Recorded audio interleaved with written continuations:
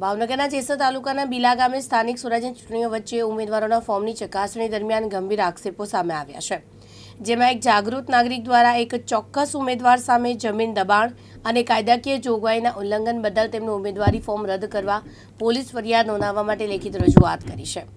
પરસોત્તમ મકવાણાએ પત્રમાં આક્ષેપ કરતા જણાવ્યું કે સંબંધિત ઉમેદવારે ગ્રામ પંચાયત કે સરકારની પૂર્વ મંજૂરી મેળવ્યા વગર રહેણાંકના હેતુ માટે જમીન પર 2 પાકા મકાનો બનાવી દીધા છે.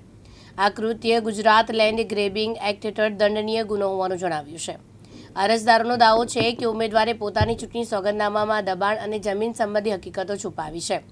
ખોટું સોગંદનામું રજૂ કરવું એ ભારતીય ન્યાય સંહિતા કલમ 227, 228 અને 229 હેઠળ ગુનો બને છે. આ મામલે રેવન્યુ ડિપાર્ટમેન્ટ એટલે કે મહેસૂલ વિભાગ દ્વારા તપાસ કરાવી હકીકત મેળવવા અને ઉમેદવાર વિરુદ્ધ પોલીસ ફરિયાદ દાખલ કરી તાત્કાલિક ધોરણે તેમનું ઉમેદવારી ફોર્મ રદ કરવાની માંગ કરવામાં આવી છે. મેં અરજી કરેલી છે રાધીબેન સગનભાઈ મકવાણા, તાલુકા પંચાયતમાં. એને ફોર્મ ભરેલું છે.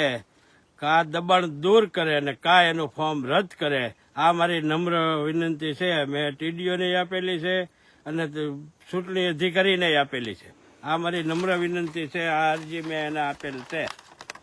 ક્યાં કારણસર અરજી કરેલી છે તમે? દબાણ કરેલું છે અને ફોર્મ એને જે તાલુકા પંચાયતનું ભરેલું છે કાંઈ રદ કરે અને કાંઈ દબાણ દૂર કરે. સૈયદ એઝાઝ, દિવ્યાંગ ન્યૂઝ, જેસર, ભાવનગર.